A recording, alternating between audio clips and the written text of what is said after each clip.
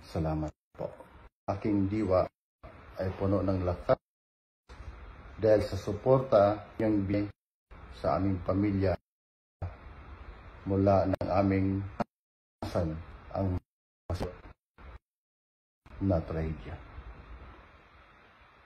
At ang kapatid ng yumaong gobernador, Roel Diga, ako ay pagmamahal at pagkakaisa ng nagmula ng sulok ng ating minamahal na bansang Pilipinas.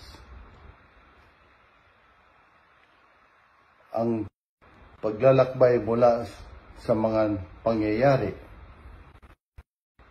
matapos ang masakit na trahedya ay tunay na naging hamon. Ngunit ito ay naging